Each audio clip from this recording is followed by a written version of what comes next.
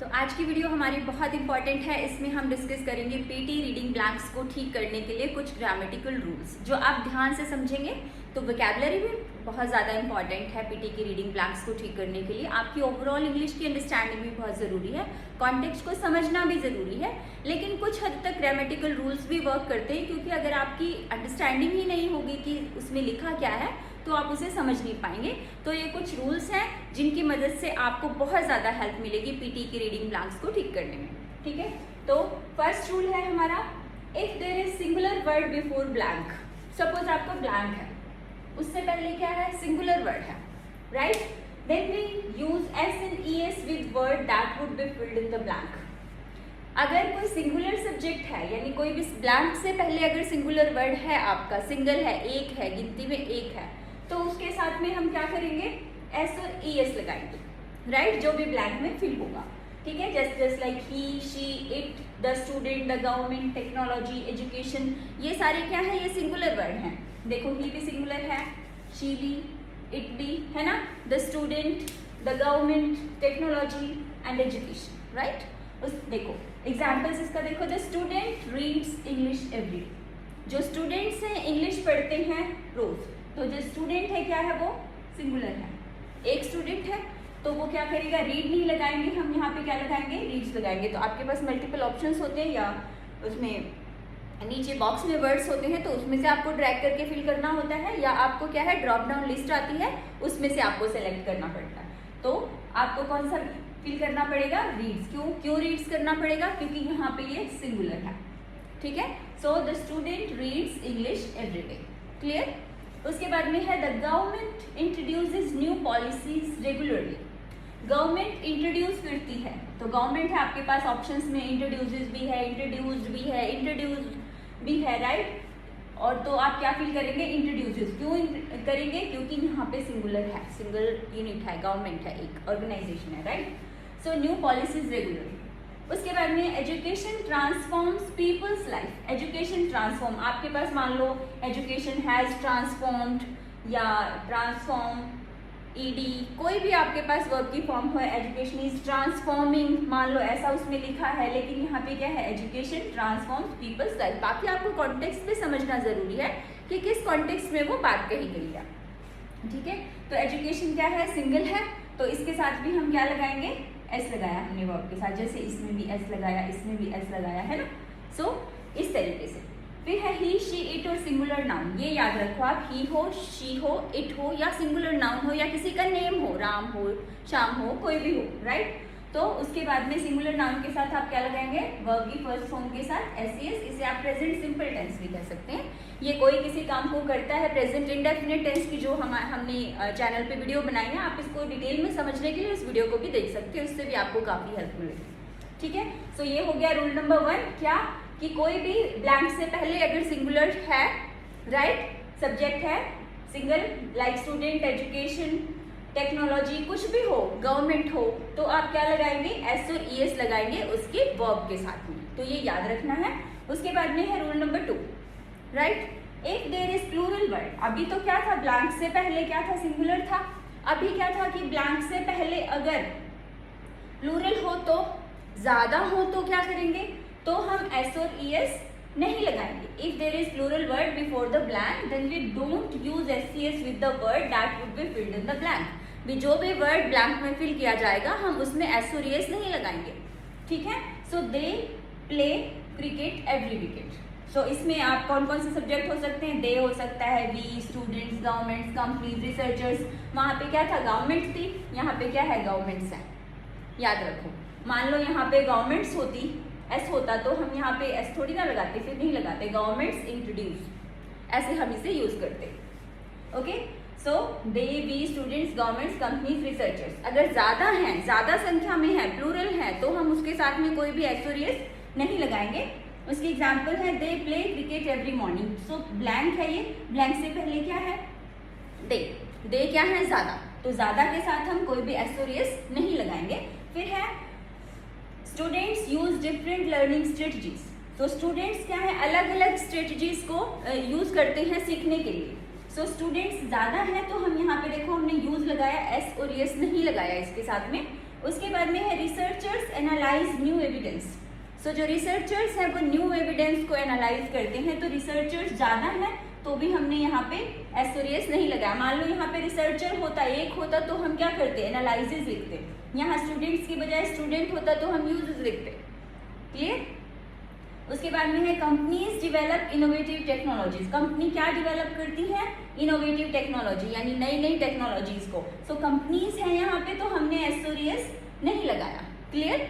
सो companies develop innovative technologies, right. तो ज्यादा है तो यहाँ एसोरियस नहीं लगाया, अगर यहाँ सिंगल है तो हम एसोरियस लगाएंगे। तो आप या शॉर्ट में याद रखने के लिए I, we, you, they and plural nouns के साथ आप वर्ब की फर्स्ट फॉर्म लगाएंगे, और ही, शी, इट और सिंगुलर नाउन के साथ आप वर्ब की फर्स्ट फॉर्म के साथ एस और ईएस लगाएंगे। तो अभी नेक्स्ट रूल है हमारा, है रूल नंबर 3।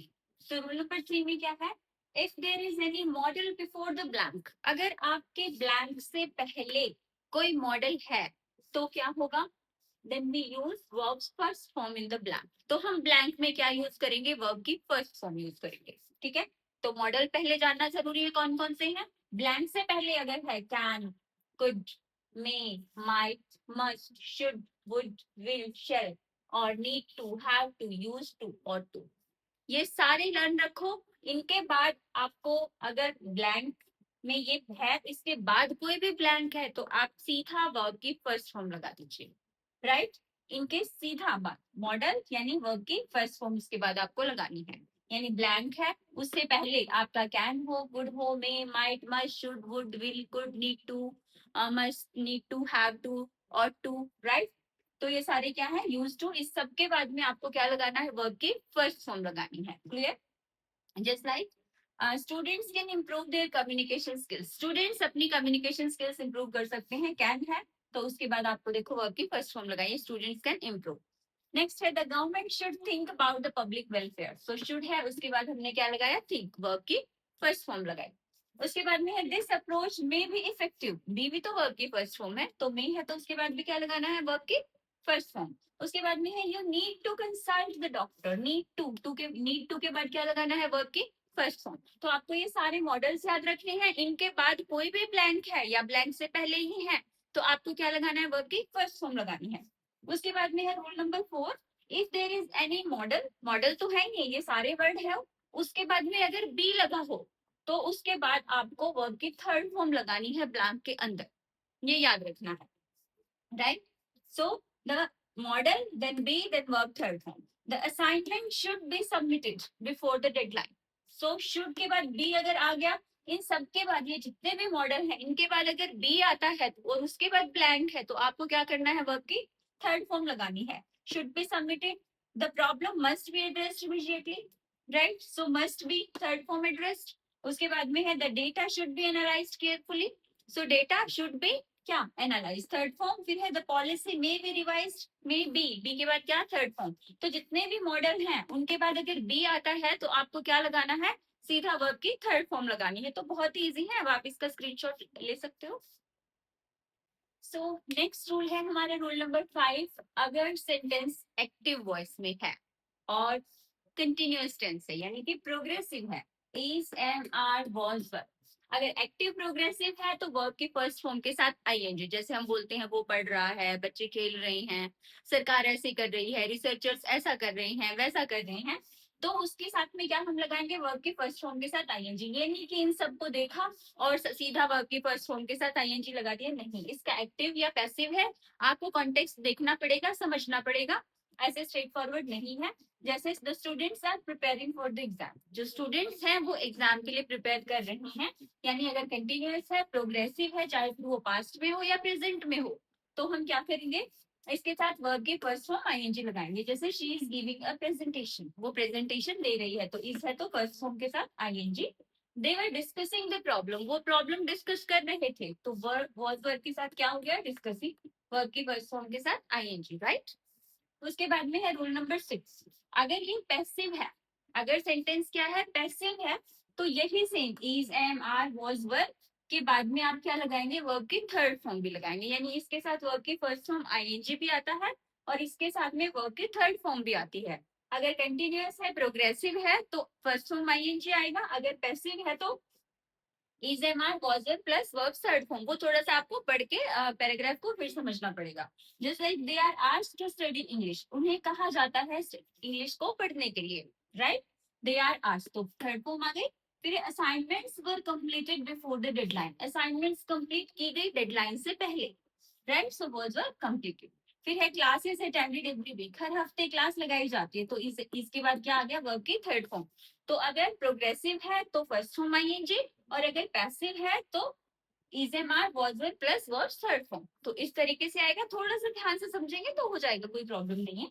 उसके बाद में है rule number 7, has have had, अगर है तो उसके बाद आप क्या लगाएंगे, वर्ब की थर्ड फॉर्म लगाएंगे। सिंपल रूल है। She has completed the assignment, उसने असाइनमेंट कंप्लीट कर ली है। They have made significant progress, उन्होंने बहुत ज्यादा प्रोग्रेस कर चुके हैं वो।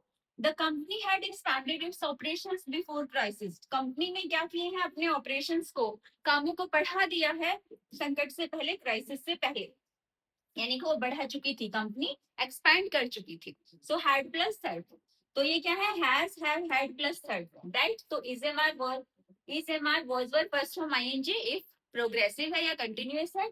उसके बाद में is am are was verb plus third form अगर पैसिव कंस्ट्रक्शन है, और हैज हैव हैड के बाद में वर्ब की क्या लगाएंगे, वर्ब की थर्ड फॉर्म लगाएंगे। इसमें है कोई किसी काम को कर चुका था या कर चुका है। तो ये स्ट्रक्चर्स की वीडियो हमने, वो स्ट्रक्चर की वीडियोस में आप इन्हें देख सकते हैं डिटेल में, अभी तो ये शॉर्ट में बताना है क्योंकि पीटी रीडिंग ब्लैंक्स के लिए है, तो इनकी मदद से क्या होगा, आप हेल्प कर पाएंगे। तो अभी हमारा नेक्स्ट रूल है, इसका स्क्रीनशॉट ले लीजिए आप। तो रूल नंबर 8 है हमारा, by why for instead of rather than. ये अगर सभी हैं तो इनके साथ आप वर्ब की फर्स्ट फॉर्म के साथ आईएनजी लगाएंगे, ये याद रखना है। By why for instead of rather than, इसके साथ क्या लगाएंगे, वर्ब की फर्स्ट फॉर्म के साथ आईएनजी, राइट। बाई करते हुए, फॉर के लिए बाय से, इंस्टेड ऑफ की बजाय, रादर देन की बजाय, इन सबकी ये हिंदी होती है। और उसके साथ वर्ब की फर्स्ट फॉर्म आईएनजी लगाएंगे जब भी आपके पीटी रीडिंग ब्लैंक्स में ऐसा होगा। जैसे कि बाय वर्किंग हार्ड, मेहनत करने से शी अचीव हर गोल, उसने अपने गोल को हासिल किया। बाय वर्किंग हार्ड, तो बाय आया है तो उसके बाद हमने क्या लगाया, वर्ब की फर्स्ट फॉर्म के साथ आईएनजी, यानी बाय वर्किंग हार्ड, मेहनत करने से, राइट। फिर है she listens to music while studying, वो गाना सुन, म्यूजिक सुनती है वाइल स्टडिंग, पढ़ाई करते हुए। वाइल का मतलब क्या होता है, कोई काम करते हुए, ठीक है, वाइल स्टडिंग। तो वाइल के बाद क्या लगाया हमने, फर्स्ट फॉर्म आईएनजी, राइट। उसके बाद में है इंस्टेड ऑफ वेस्टिंग टाइम, समय बर्बाद करने की बजाय स्टार्ट स्टडिंग, पढ़ना शुरू कर दो। सो इंस्टेड ऑफ के बाद क्या लगाया, first form ING, right. I prefer to walk rather than taking a taxi, मुझे वॉक करना मैं प्रेफर करती हूँ रादर देन की बजाय, rather than taking a taxi, तो रादर देन आ गया तो फर्स्ट फॉर्म आईएनजी, ठीक है। So I would like to have tea rather than having coffee. Okay?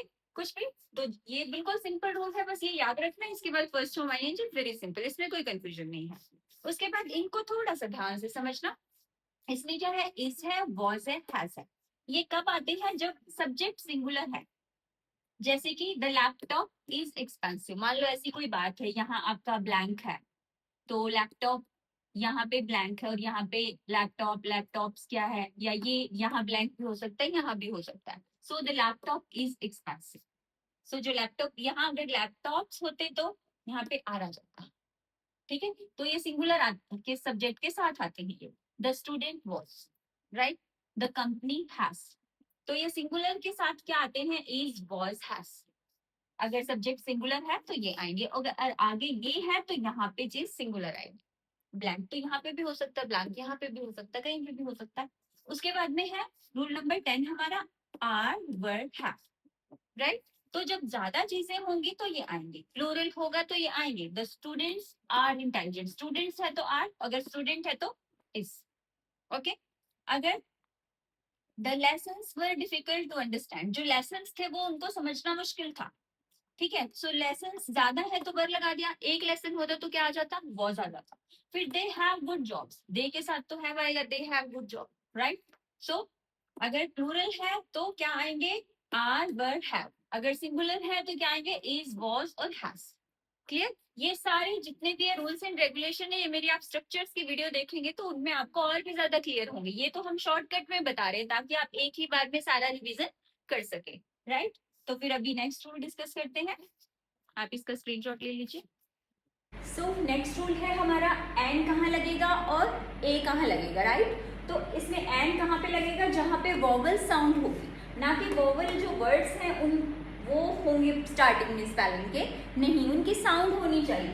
Just like an apple, apple A की साउंड है। एन अम्ब्रेला, अम की sound है। एन आर्ट, आ की साउंड है। यूनिवर्सिटी, अभी इसमें यू तो है लेकिन ए क्यों लगाया? क्योंकि इसमें यूनिवर्सिटी, यू यू की साउंड है, यूनिवर्सिटी, तो अ लगा, तो वॉवल साउंड नहीं है। इसमें है अ यूरोपियन कंट्री, तो इसमें भी यू की साउंड है, राइट? लेकिन वर्ड वॉवल है, इसलिए आपको साउंड पे फोकस करना है कि वॉवल साउंड आ रही है तो एन लगाएंगे और साउंड नहीं आ रही है तो ए लगाएंगे। क्लियर? सिंपल है, स्कूल में भी बहुत बार सीखा हुआ है। उसके बाद में रूल नंबर 12, जिन वर्ड्स के लास्ट में वन और बड़ी होता है, right? Just like one, animal, someone, somebody, everybody, nobody, no one, each, तो ये जितने भी वर्ड हैं इनको आप सिंगुलर ट्रीट करेंगे, right? Just like everyone is, someone has, everyone is happy, someone has taken my book, किसी ने मेरी बुक ले ली है। nobody knows the answer, किसी को आंसर नहीं पता। everybody wants success, हर किसी को सफलता चाहिए। so everybody है तो एस और एस लगाएंगे, देखो वर्ब के साथ में someone has, everyone is, तो ये सारे सिंगुलर की तरह ट्रीट होंगे, राइट? तो इसलिए इनको जो भी वर्ब जो भी आएंगे बाद में एस और एस लगना कहाँ, हैज लगना कहाँ, हैव लगाना है आपको, तो वो सिंगुलर की तरह आप इन्हें ट्रीट करेंगे, इन्हें प्लूरल नहीं समझेंगे, राइट? तो इन्हें आपको याद कर लेना है, 2 मिनट लगेगी याद करने में। ओके, उसके बाद में है rule number 13, all, some, many, these, those, few. अगर ये वर्ड्स हैं तो इन सबको आपको प्लूरल की तरह ट्रीट करना है। Clear? Just like many students, तो मैनी के बाद क्या लगाएंगे? स्टूडेंट्स लगाएंगे। मान लो मैनी के बाद ब्लैंक है एग्जाम में, तो आपको क्या है? प्लूरल वाला वर्ड चूज करना है। फ्यू है, फ्यू के बाद क्या लगाया? पीपल, फ्यू के बाद जो भी ज़्यादा है, फ्यू स्टूडेंट्स है ना, few people. Those students, those के बाद भी प्लूरल लगेगा। ऑल के बाद भी प्लूरल लगेगा, सम के बाद भी प्लूरल लगेगा, तो ये सारे प्लूरल लगाए होंगे, राइट? तो इस तरीके से ये सिंगुलर की तरह इनको ट्रीट करना है और इनको किसकी तरह ट्रीट करना है? प्लूरल की तरह ट्रीट करना है। अभी आप इसका स्क्रीनशॉट ले लीजिए, उसके बाद नेक्स्ट रूल डिस्कस करते हैं। सो नेक्स्ट हमारे रूल है, if there is ED form before blank, अगर ब्लैंक से पहले ईडी वाली फॉर्म है, जस्ट लाइक एक्सप्लेन, तो उसके बाद हम ज्यादातर, कोई हार्ड एंड फास्ट रूल नहीं है, बट यूजुअली ऐसा होता है कि एल वाई फॉर्म यूज करते हैं, और एल वाई पहले है तो बाद में थर्ड फॉर्म यूज करते हैं। वॉइस वर्सा का मतलब होता है या ये इधर हो तो ये इधर हो तो ये। जैसे एक्सप्लेन क्लियरली, यानी कि क्लियरली एक्सप्लेन किया हुआ या क्लियरली एक्सप्लेन, स्पष्ट रूप से एक्सप्लेन किया हुआ। तो एक्सप्लेन है पहले तो बाद में क्लियरली लगा दिया, फिर क्लियरली पहले है तो बाद में एक्सप्लेन लगा दिया, यानी इधर ईडी है तो इधर एल वाई लगा दो, राइट? इधर एल वाई है तो इधर ईडी लगा दो। क्लियर? सिंपल है। Design carefully, right? या केयरफुली डिजाइन, तो इधर एल वाई है, इधर थर्ड फॉर्म, इधर थर्ड फॉर्म है, इधर एल वाई। सिंपल है, वॉइस वर्सा, है ना? फिर है नेक्स्ट रूल, सिंस कहाँ पे लगाएंगे, और सिंस और फोर का कंफ्यूजन होता है। सिंस क्या होता है? Specific point of time, specific point of time यानी कब से, स्टार्टिंग पॉइंट किसी चीज का कब से, बिल्कुल सही समय बताना है कब से। जस्ट लाइक सिंस 1996, 1996 से since Monday, since morning, Monday से मॉर्निंग सुबह से, सिंस जनवरी, जनवरी से, सिंस चाइल्डहुड बचपन से, सिंस 1920, 1920 से। ठीक है? तो ये सारे क्या हो गए? सिंस, यानी कि पॉइंट ऑफ टाइम, एक पॉइंट ऑफ टाइम है, स्टार्टिंग टाइम है, कब से वो चीज, कब से याद रखो, कब से है तो क्या लगाएंगे? Since, right? Just like I have been living in this city since 1995, मैं 1995 से इस शहर में रह रही हूँ, राइट? फिर है रूल नंबर 16, फॉर, फॉर कहाँ पे लगाएंगे? तो सिंस का पता लग गया। उसके बाद में है फॉर, फॉर क्या है? ड्यूरेशन ऑफ टाइम, यानी कितने समय से, 5 साल से, 10 साल से, एग्जैक्टली नहीं, पॉइंट ऑफ टाइम नहीं, पीरियड ऑफ टाइम बताना है। ठीक है? तो पीरियड ऑफ टाइम यानी कितने टाइम से। Just like I have been living in this city for 30 years, अगर समय का ड्यूरेशन बताना है तो फॉर लगाएंगे, जैसे 30 सालों से, और पॉइंट बताना है कि 1996 से या 1995 से, तो उसमें हम सिंस लगाएंगे। क्लियर? तो ये थे हमारे पीटी के ब्लैंक्स के कुछ ग्रामेटिकल रूल्स जो आपकी काफी हेल्प करेंगे और दूसरा क्या चीज हेल्प करेगी, जो मैंने कोलोकेशन वर्ड की सीरीज बनाई है आपके लिए, उससे आपकी बहुत ज्यादा वोकैबुलरी इंप्रूव होगी और आपके रीडिंग ब्लैंक्स में आपको बहुत हेल्प मिलेगी और ओवरऑल इंग्लिश की अंडरस्टैंडिंग भी बहुत इंप्रूव होगी आपकी। ठीक है, तो आप इनका रिपीटिशन कीजिए और इसकी अभी आप स्क्रीनशॉट ले लीजिए। फिर भी कोई डाउट है तो आप मुझसे कमेंट करके पूछ सकते हैं। थैंक यू, स्क्रीनशॉट लीजिए।